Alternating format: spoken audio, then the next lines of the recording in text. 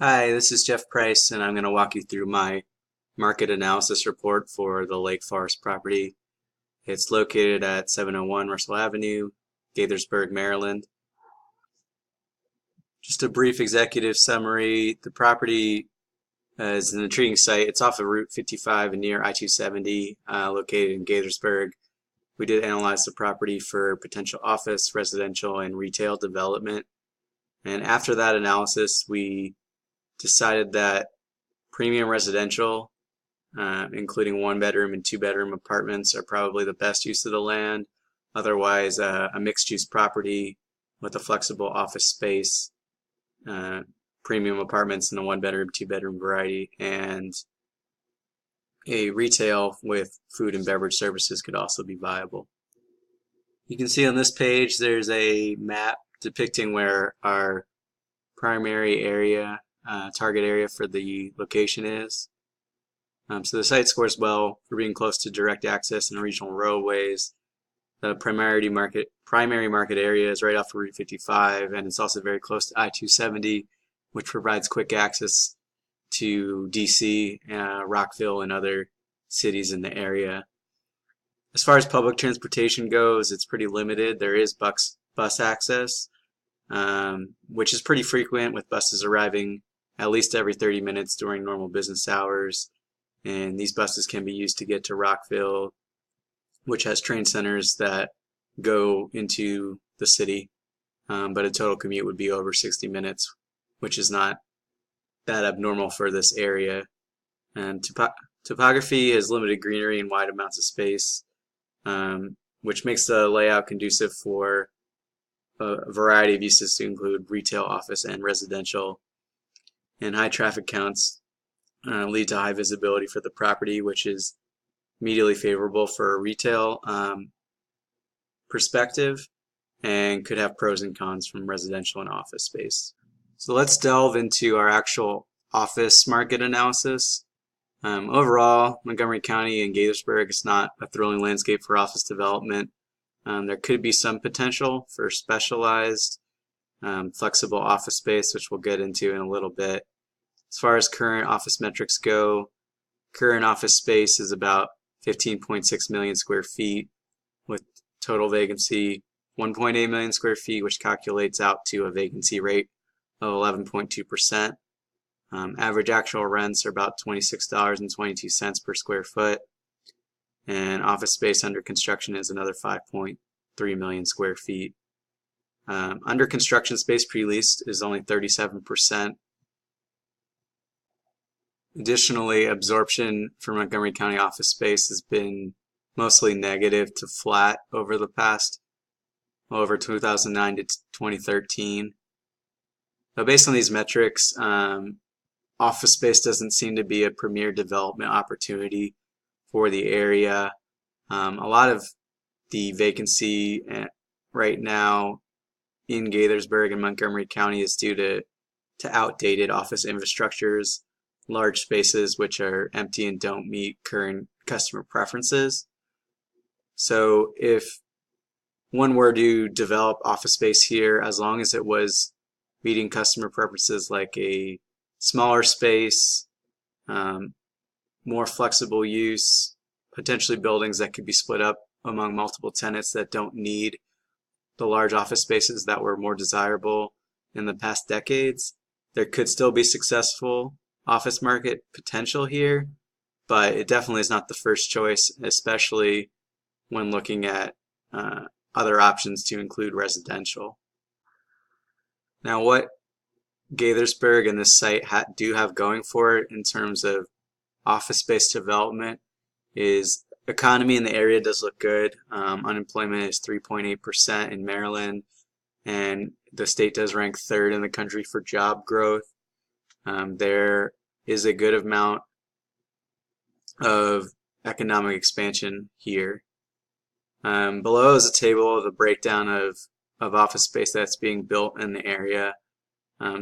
There's a relatively limited amount directly in Gaithersburg, with only $1.1 million worth of rentable area, 1.1 million square feet. Germantown and Rockville also have additions, with Germantown being the most at almost 3.3 million square feet. With all the information I just reviewed, I think it's reasonable to think that 10% of overall office demand could be met at the Lakeforest location if customer preferences are kept in mind. And we'll get into mixed use a little bit later, but I think a mixed use building could help with being able to pre-lease office space in this location. Next, we looked at residential market analysis. The supply in the area does seem sufficient for the area's current population. However, population is expected to grow and has been growing. In 2000 to 2005, population growth was almost 1.4% a year. From 2010 to 2014, this actually increased to almost 3% a year. And we believe that this will settle down a little bit with projected growth of 1.1% per year from 2015 to 2020. But this could be a little bit higher. Now, aside from population growth, we want to look at the actual demographics of the population. By age, nearly a third of the residents are between ages 25 and 44, with another 25% in the 45 to 64 age range. Median age is almost 36 years old. Most households, more than half of households, only have one or two people. These are predominantly probably business class millennials that are just graduating from college, and professionals in their 30s and 40s that without kids. As far as median income in the area goes, it's high for the U.S., $74,000 versus the national median of $59,000. Granted, this is a higher cost of living area than a lot of places, but average residents should have more spending power than in other locations. As mentioned before, unemployment rate has been declining, and it's about 1% lower than the national average according to the Bureau of Labor Statistics. So we established Gaithersburg has a relatively affluent population, with most of the population being 25 to 64. We looked at apartment comparables in the area. I sorted this list that you're seeing by price by one bedroom for square foot, and it ranges from $1.89 per square foot to $1.41. It's a little harder to see the map here, but the predominant the apartments with the highest market rents and also the lowest vacancy rates are here along the Mid-County Highway. This seems to be the most desirable place to live in the area. And interestingly enough, apartment amenities and the year the building was built didn't really matter as much as the location, although I know that certain amenities like covered parking, fitness centers, pools, and things like that make more desirable properties than not. Residential inventory grew by 7.4% from 2010 to 2015, and during the same period, population only grew by 6.6%. This discrepancy could be why vacancy rates bottomed out at around 3.5%, and then have started to creep back up a little bit in 2015. Here's a breakdown of the type of units that are currently in the biggest demand. The red portion of the pie chart is 2-bedroom, while the light blue is 1-bedroom. 2 bedrooms make up 49%, and 1 bedrooms make up almost 40%. So that's almost the entire apartment market right there, which lends to the demographic trends we looked at before, with most households being only 1 or 2 people. They're not requiring bigger places. Based on population growth that's expected, by 2020, supply should grow to about 166,453 units, and by 2025 up to 175,812.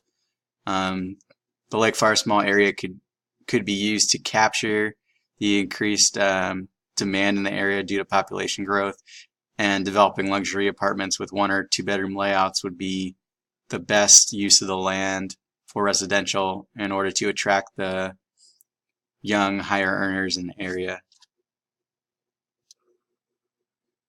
As far as retail market is concerned, snapshot again, we're expecting population to increase, and the population has higher than average income. I'm going to skip ahead to consumer spending trends here because some of this are a recap from previous review.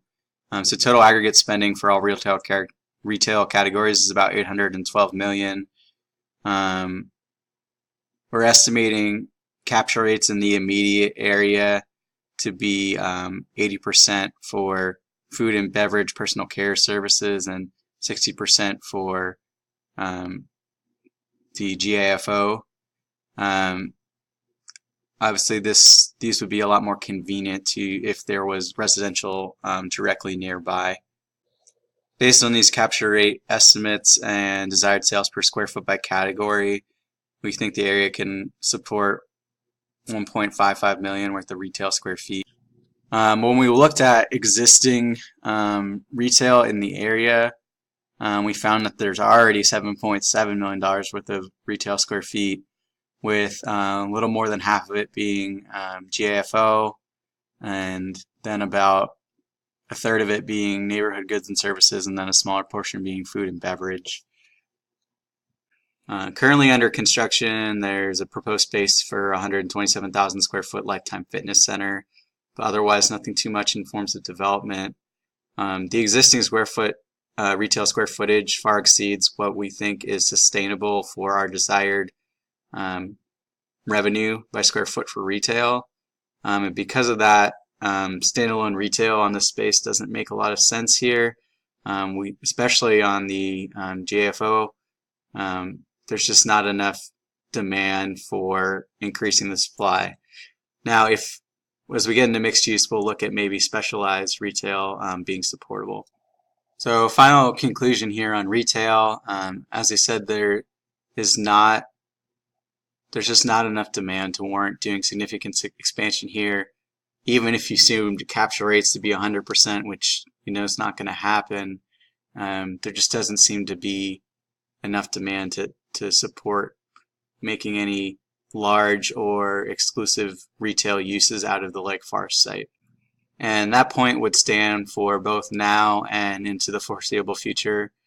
Even over the next 5 years, there just won't be enough demand growth. So we've reviewed office space, which by itself is not a very good option for development. Residential, which does look like it has favorable development, and then retail, which is more limited. Impacts of a mixed-use site: if the primary use of the land was made with residential in mind, we think a mixed-use site could be viable. There's demand for premium 1-bedroom and 2-bedroom apartments in the area, and with the above average income of the residents, if you were to build a mixed-use site that had, for example, like a fitness center as a retail, maybe a cafe or convenience store, something like a Starbucks in the bottom of the building, those could definitely be supported by significant residential population living in the building. Additionally, flexible use office space could be supported if you're meeting the demands of the customers in the area that are looking for smaller space, newer space. If there's any way to build up Gaithersburg in general and just make it a more attractive place for millennials and younger professionals to work, those could all lend to having a successful office setting, which I think will be supported better by having high demand residential units in the area. When all said and done, the Lakeforest property looks like it can support substantial residential development that meets demand trends. A mixed use option could also be viable. I think that 1,000 units of residential could be supported by 2020.